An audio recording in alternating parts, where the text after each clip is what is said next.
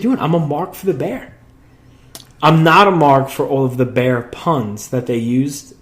The bear hug, it was barely watchable. Right to bear arm, that was legitimately making me angry on Raw. But aside from that, I was able to look past that and enjoy this segment with the bear. I'm trying to be positive in this. I think this is just my suggestion. I would make some life evaluations probably soon. I think that would be what I would. My life evaluation I think is if you're enjoying the bear and the dancing bear segments, I think the last couple of weeks we have to. No, what I'm doing is I'm trying to look at the glass half full. I'm trying not to be as critical of things anymore. What half is positive about the bear? What parts have you enjoyed? The bear's entrance music? Classic. The bear's entrance music. The bear on the tricycle? That was hilarious. I don't know, man. I'm digging the bear. Now, the bear angle has legs. Now, let's say Miz wakes up in the middle of the night, sees a teddy bear next to him. It's going to be like the Boogeyman segment all over again. And truth be told, the Natural was the one that came up with the Boogeyman idea. So the Miz could just be haunted by this teddy bear.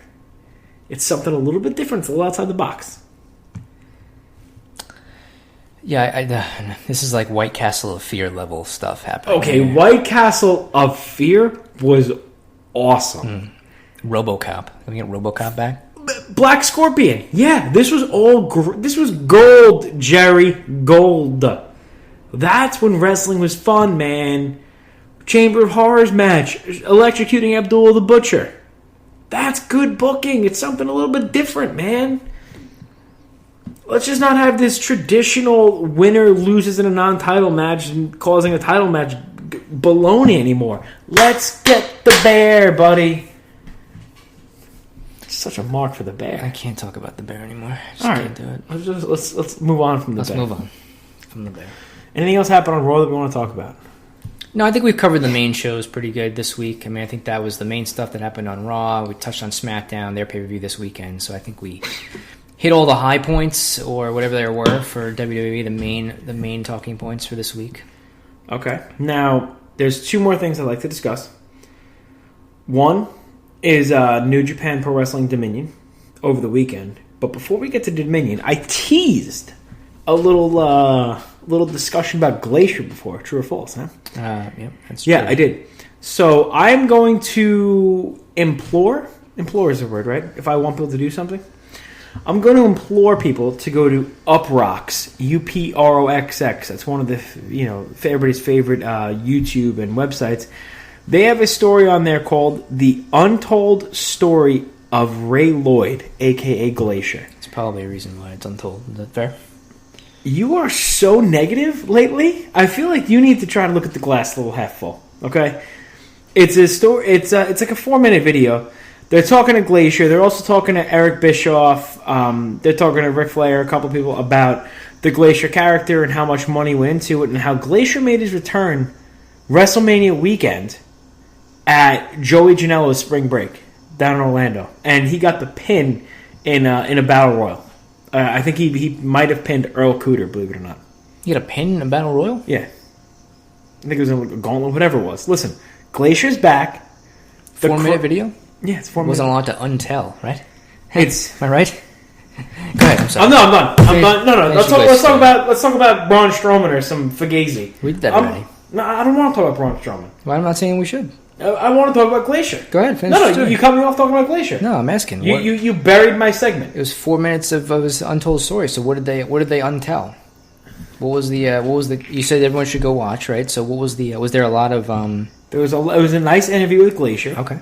He's 53 now. He's making his comeback. Okay. And he's out there wrestling now. He's not doing it for the money. He's a school teacher, and he was saying how some guy was talking about it. Some guy who knew another teacher. And he's like, oh, what are you doing? He's like, I'm still teaching, so I can wrestle on the weekends. And then the guy buries him. He's like, oh, you still doing that bleep word? And he's like, yeah, man, I am. Because I love it, okay? I like me. And my wife likes me. Yeah, I just gave you a Planes, Trains, and Automobiles quote. But no, it was a really cool story on Glacier. I'm actually going to share it on our Facebook. And I'm not getting any money from this. Glacier didn't give me a 20. I'm just saying, it was a nice story. It was nice to hear. It was also interesting to hear Eric Bischoff because the Glacier character was right around the time that WWE was chastising... I'm sorry, the WCW was chastising WWE for having like video game characters and big, larger-than-life fictional people, and they come out with a ninja, a.k.a. Sub-Zero. Sub-Zero, yeah. But I thought it was cool. He was good in the ring, and he had a better super kick than Shawn Michaels. Not me. Science. If you watch the man super kick, they show it like 5 times in here. He makes the Young Bucks and Shawn Michaels look like doo-doo. This man hits one of the stiffest super kicks I've ever seen. He had a great feud with Mortis, I believe, and Wrath. And I think he worked a lot with DDP. DDP was also in the video. So go watch The Untold Story of Glacier on Uprocks. You're not going to watch it, are you? Maybe. If you share it on the Facebook page, I know you'll spare 4 minutes and 12 seconds. 12 seconds. 4 minutes and 12 seconds on Glacier. Talk about Sub-Zero and...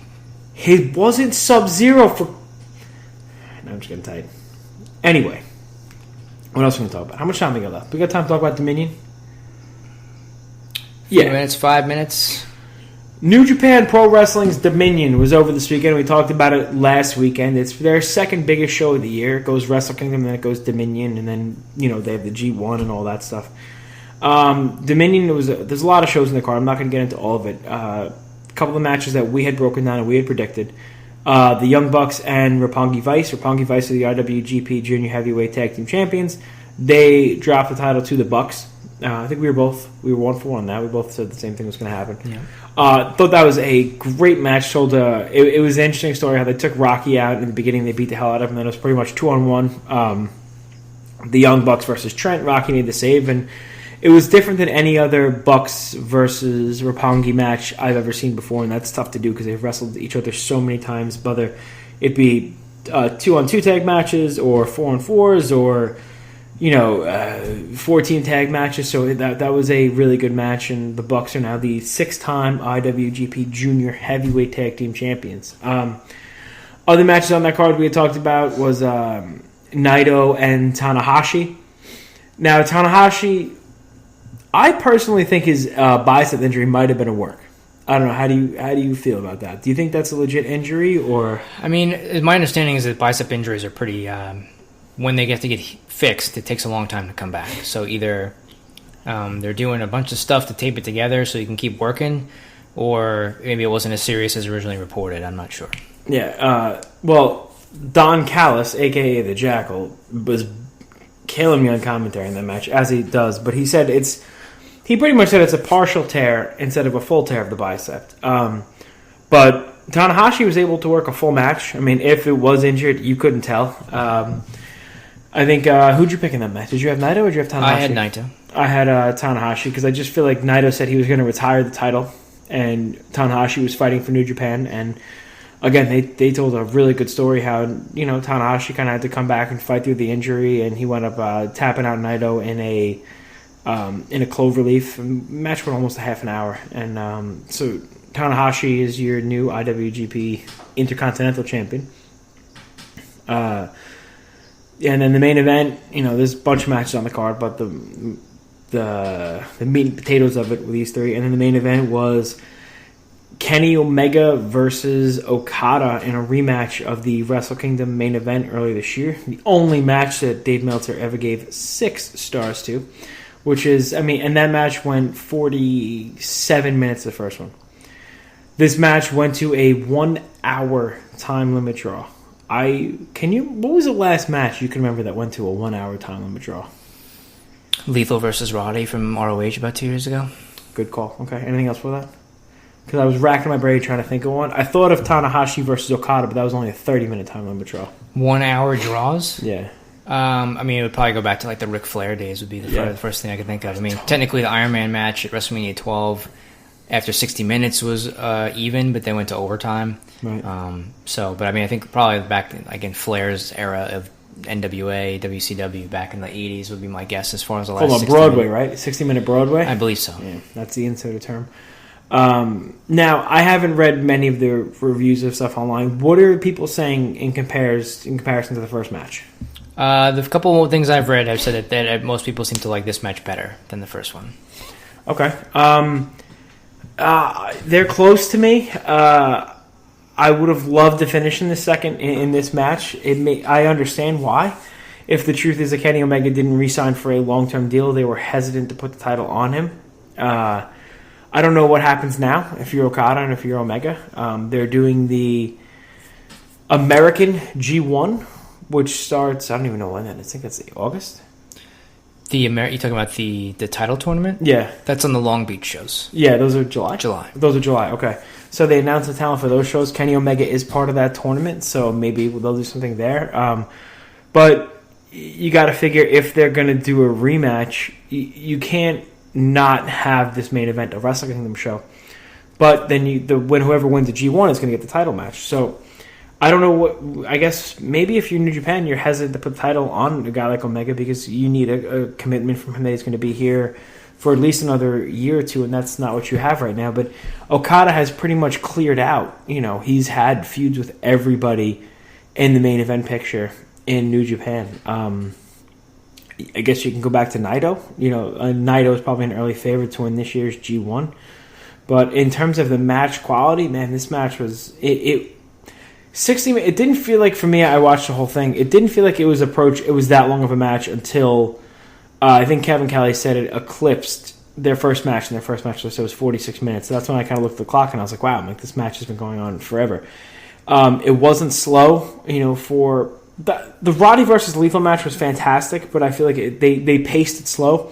This match I thought was definitely going to be shorter than their first match because the pacing was so fast, and there were spots, big dives, Omega did an Asai moonsault, off the top up to the outside like 10, 15 minutes into the match. So I didn't think there was any way they could keep up that pace the whole match, and sure enough they did. And I think it was, I don't know, that's a match that if you watch it, it's going to be tough to top. More enjoyable, tell a better story. I think those two guys did an amazing job, and I just don't know how you follow a match like that. So I guess we'll see what's next for either of those guys. But I mean, hopefully, like a couple of weeks off and just relax. And if you get a chance to watch Being the Elite, this week's episode of the Young Bucks Being the Elite on YouTube, they have a really good post-match with Kenny Omega where Nick Jackson's actually scrolling through. Nick Jackson is scrolling through Twitter, showing Omega GIFs, a video of his match right after it was done. So that was like a really cool moment, and it was cool to see Omega behind the scenes, in character, but not really in character, showing how nervous he was for the match. He said he couldn't sleep and whatnot, so I have a whole new appreciation for him as a performer. It was those two dudes. They beat the hell out of each other. The drop kicks to the back of the head, the hair trick. I forget what he calls it. The knee. What is he called? Hair trigger. Who's this? Omega? Yeah, the knee. I think he calls it. What he calls his moves, other than the one-winged angel. Yeah, I forget what it was. But and Omega finally did hit the one-winged angel, which was... The story was he was never able to hit it on Okada. He hits the one-winged angel. Unfortunately, Okada's leg was under the rope, which is the only thing that saved him. So it was, man, if you have 60 minutes to spare and you want to sit down and you want to watch a story, a match, and one hell of an athletic, an athletic contest, watch Kenny Omega versus Okada from New Japan Pro Wrestling Dominion. But if you look at the reviews of the whole show, top to bottom, even the gauntlets and the four-ways and the 8-man tags and stuff like that, while we talked about how they don't mean a whole lot in the grand scheme of things, they definitely have, they were definitely enjoyable. There wasn't a lot of storyline to them, but they were just good matches, and that's really all you can ask for. But that show, top to bottom, it was like 4.5 hours long, almost 5 hours. But it was something to watch, man. It was quite the storytelling. Do we have Meltzer's ratings for it? I think they'll come out today in his report. I haven't read his report today, so they'll come out today on as far as what he rated the matches on that show. Are you waiting to see if it's 6 stars? No, I'm actually probably going to boycott reading them because I don't want to even hear it again. But I can tell you there was one other match that he rated 6 stars besides the Okada Omega one. So it was Mitsuharu Misawa versus Toshiaki Kawada from 1994 All Japan, 1994. So that was the only other match he's rated 6 stars. He's rated 6 stars. I thought that was a big thing where he's never given 6 stars before. Nope, I think it's just been a long time. It's been like 23 years since he did it. But there are 2 overall. That's the second match that he did. So I don't know. His rating's pending, I guess, on this show. Maybe he gave this one 7 for all I know. But that's the other one that he rated. But I think some of the matches are probably up on either YouTube or Daily Motion in case people don't